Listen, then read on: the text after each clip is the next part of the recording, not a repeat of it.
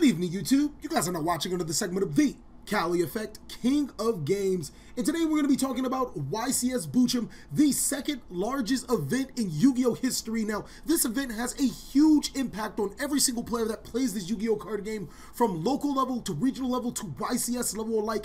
And in this video, I'm going to be giving you guys a couple of reasons why, and not only why, there is a huge shift in the metagame with World Chalice winning the whole event. There's going to be quite a few things, so sit back, relax, and enjoy the video. Okay, so first we want to talk about YCS Bochum being the second largest event in Yu-Gi-Oh history, the largest event in European history. Last European event was 1,600 players. We got almost close to 2,000 players with 1,951, which is the second largest event in Yu-Gi-Oh history. Now, correct me if I'm wrong on any of those, but the longest or the largest event is YCS Long Beach with a whopping 4,000 players. Now, people might want to compare the 4,000 to the almost 2,000 as, oh, Yu-Gi-Oh's dying, Yu-Gi-Oh's dying. That is not true. YCS Long Beach was a very rare commodity, having so many players in one single event, and it was a world record for having players at an event, period. So 4,000 is just an astronomical number, but 1,951 is a very, very good number in itself. So I want to say that even though there is a large difference, almost 2,000 players between the two, 1,900 is a very huge number, close to 2,000, and that is a lot of Yu-Gi-Oh play. The biggest reason why I bring this into light is not only because of the game state of Yu-Gi-Oh is very important.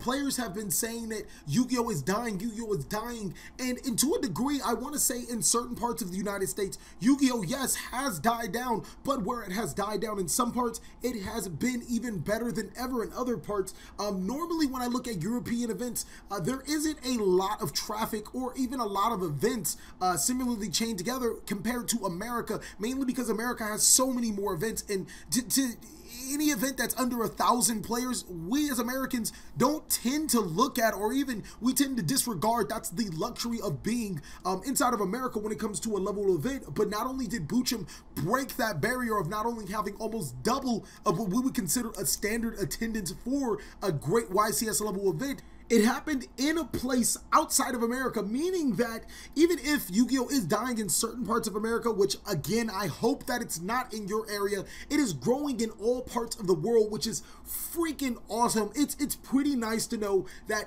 while the largest event is in America, the second largest event is outside of America. So just in case those people that were packing their bags and deciding to move to Germany, you know, Bochum just might be the place to go for your next level event. Now, breaking down the 4,000 players and what decks that they decided to choose, Pendulum Magician was a obvious forerunner at 270 players playing a deck specifically dedicated that could be called Pendulum Magician. 174 players running Trickstar, 163 with True Draco, and 137 with it says like Lightsworn Zombie, but I'm just gonna call it Lightsworn in parentheses in turbo, because in my opinion, if you're running 3 Raiden, 3 Charge of the Light Brigade in a 60 card deck, you're not Lightsworn. That doesn't even make any sense. That's like me running Predaplants in a Shadol deck and calling the deck Predaplants, but I digress. 96 Pendulum FTK, and here where you YCS Bochum players get a little nasty, you got 69 ABC and 69 Dino. Now, I don't know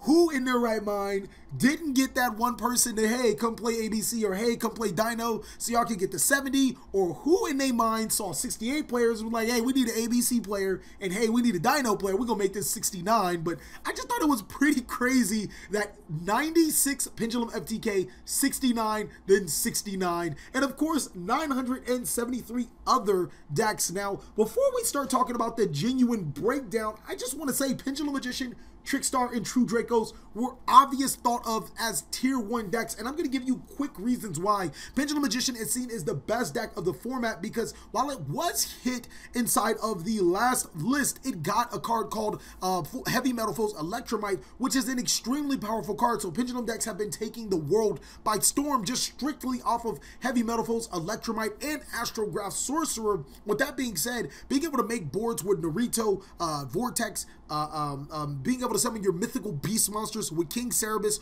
or Mythical Beast Jackal King, as well as Decode Talkers, Baguskas, anything you can throw off on it. Pendulum Magician abuses the link mechanic better than almost any other deck inside of Yu-Gi-Oh right now, so of course it's seen as the best deck, and it does it consistently. 174 Trickstar. In Trickstar, I don't want to say that it's a tier 1 deck. I think that most Trickstar players just like to see the world burn, and that's why, you know, Trickstar exists. And then when you sit down against a Trickstar player, you just quit and you leave. You don't want to play against Trickstar, so that's probably the only reason why Trickstar players even top. It's the most disgusting deck of all time. No, I'm just playing with you guys, but Trickstar was well represented, mainly because of it didn't get touched by the list whatsoever. The ability to Trickstar Reincarnation and Droll the Lockbird is a very unfair, very unfair combination of cards, and it is the most successful burn deck of all time. So it's pretty nice to see a different mechanic be a successful deck. Just wish it wasn't burn. 163 True Draco and True Draco variants. Now, True Draco has a strong matchup against Pendulum Magician, but I don't think that that's necessarily the reason why I was picked up so heavily. I think True Draco is a product of Konami making good decisions on the ban list by not banning Diagram and not hitting Masterpiece, because the deck can still compete and it's not an overly dominant deck that can completely take over the meta.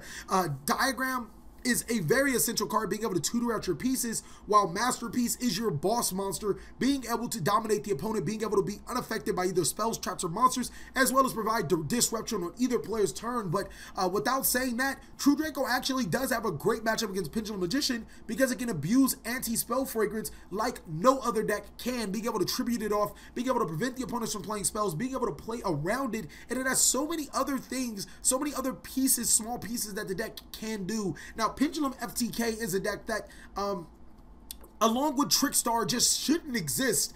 And I'm not saying the Pendulum part shouldn't exist, it's the FTK part. And normally FTKs are typically not unhealthy for Yu-Gi-Oh! And this is the reason being. FTK decks normally have one plan, to FTK you. And if they cannot FTK you, then they typically lose. Being at the largest event in Yu-Gi-Oh! Or the second largest event in Yu-Gi-Oh! History, any FTK shouldn't be able to survive that many rounds. It should literally fall apart. But the problem with Pendulum FTK is that if they don't have a plan A, if their FTK plan just doesn't come into fruition, then they have a plan B. Without the plan B, they have a plan C. It's still a Pendulum deck. So the ability to still be able to make plays outside of FTKing your opponent is pretty good, but the worst part about it is that it is very luck sacky. If you happen to open the FTK, you just win if your opponent doesn't have the outs, so it becomes more luck than skill, and that's where the FTK isn't really, or in my opinion, isn't healthy for Yu-Gi-Oh! Whatsoever. Now, ABC and Dino, I feel, were underrepresented because both ABC and Dino have really good matchups against all of the decks listed above, and on top of that, they also have their own thing going. Ultimate Conductor Tyranno is a complete savage, being able to flip all your opponent's face down, destroy cards, even the Shadow variant, being able to abuse your opponent going first. And then ABCs have Buster Dragon and Link monsters, because anytime Link monsters exist, I mean, it's just whatever. Something I did skip was the Lightsworn Turbo, but I think Lightsworn Turbo's best feature is that it is a mysterious deck. And why I say that it isn't quote-unquote a real Lightsworn deck, it does have so many facets of the game. You can run Lightsworn Zombie Turbo, you can run Lightsworn Dino, you can run Lightsworn Shadow. Hell, you can run Lightsworn ABC if you wanted to, and that is the best part of Lightsworn or 60-card mill decks, is that you don't necessarily know what you're playing against, so there isn't a definite side against said decks. And then the 973 other decks played a huge role, because some of those decks seen the top. And while I want to specify these 973 other decks, keep in mind none of these decks got over 60 players playing said deck. If they did, I feel strongly that if they at least got 69 places, they would be up on this list. So seeing any of these decks in the top 32, not top 64, not top 100 and whatever, top 32, that is freaking huge. I want to say that there's probably less than 30 of those people at the most playing those decks, and they still made top 32, and that's where we're going to get our diversity in Yu-Gi-Oh! And something I really want to stress about. But let's talk about these top 32 decks. Okay, so I was able to get 29 of the 32. For the people that do know the other 32 the other 3 decks, go ahead and post down below. That would be awesome to know those other decks. I really would appreciate it. So out of the 32 decks, 9 of them were Pendulum Magician. I want you guys to take into account that 270 players, almost 100 more than the next deck, played Pendulum Magician, and Pendulum Magician only came through with 9 spots. So I want to say that definitely that stronghold on Pendulum Magician is done. It's no longer hands down the best deck of the format, especially when you're having other decks that are in the other category topping above you or in front of another Pendulum Magician deck, and it holds 100 more players at the very least, at almost 100 more players. 5 True Draco, which is a respectable number. 4 Trickstar. I think that Trickstar should probably just disappear, but we're not going to talk about that. 2 more Lightsworn Turbo players, and that's a pretty good testament. Lightsworn Turbo is actually taking their, their top 2 Invoked Mech Knights. Now, keep in mind, Invoked Mech Knights had no placing inside of, the other than the other category, and they decided to top as many as Lightsworn Turbo, half as many as Trickstar, which probably had 3 or 4 more times players playing Trickstar than Invoked Mech Knight. So that is a huge testament, and as many as Pendulum FTK, which had 96 players. Now again, Pendulum FTK isn't necessarily a terrible strategy, but the FTK portion of the deck is a little helmet. So now to the one-ofs, in these decks actually are all in the other category, which is freaking awesome. 973 other decks played the exact same as many rounds as the other decks, and one of the other decks actually won the entire event. One being Dino, one being Paleo Frog, World Chalice, Zephyr, and Burning Abyss. Now, for whoever has those last couple of decks that did make it, please post down below into the comment section. It's really awesome to see decks in the others dominate and place so many tops, and then one of them actually winning. That's just freaking awesome. So talking about them, Dino is a really good deck. It doesn't necessarily in the other category, but it didn't have a lot of spots. Only 69 players decided to play Dino, and one of them did top, which is, a pretty decent number. Paleo Frog is actually it's a really good deck, and I'm really close to doing a deck profile on it myself. It's just an extraordinarily awesome deck, and as anti-meta as it does feel, it's just a simple deck, just going about its day, trying to, frog the way the rest of the game. It's a pretty good deck. World Chalice was actually the deck that won the entire event, which is a complete insanity. Like, literally, think about this, guys. Put this in perspective. Marco Pierco, I hope I said your name right, was one of the only few players playing World Chalice. He didn't drop a single game. Well, actually, I'm sorry. He dropped 1 match. That's it. Won the entire event as a World Chalice player. Now, you could say, it could be a strong argument made that World Chalice is a deck that people tend to laugh at. Well, except for me, I didn't laugh at World Chalice. I thought it was still one of the best decks in the format, but it's a deck that people didn't necessarily invest their time to learn. But with Maxi being banned, World Chalice became more competitive through the ban list than ever before, meaning that I can summon as many monsters as I want to and not be interrupted. Now, another thing that I want to talk about is that Ghost Ogre did see a huge decline in play, and that's where World Chalice's second biggest problem was.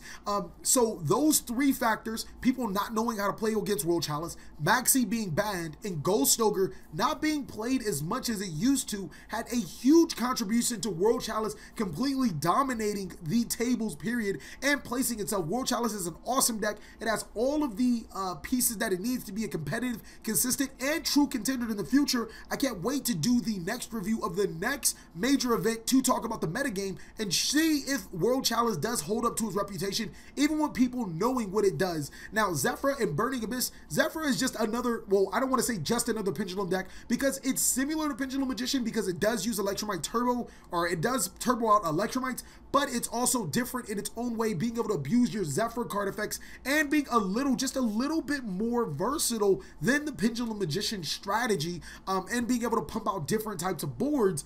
It also is the best Pendulum deck for supporting hand traps, so it's pretty damn good. And then the last, Burning Abyss. I mean, I'm not really surprised to see a Burning Abyss in the top tables, mainly because Burning Abyss is such a great deck, even without the Link monster. Just expect to see more and more Burning Abyss rogue topping up throughout the format because it's that good. Now, what does this exactly mean for the players that play in local level, regional level, just smaller events? Basically, this means that your quote-unquote table 500 deck could probably be more competitive than you think it is, and that's what this channel is dedicated to. That's why I wanted to do a video on this so bad, is because there are so many lower level decks, so many table 500 decks that are topping the most major event, or the second most biggest event in Yu-Gi-Oh history, which means that we're probably headed towards the most diverse format we've ever had. So if you guys quit Yu-Gi-Oh, you might want to get back in, because your Blackwing Turbo deck, why it might not ever top an event this big,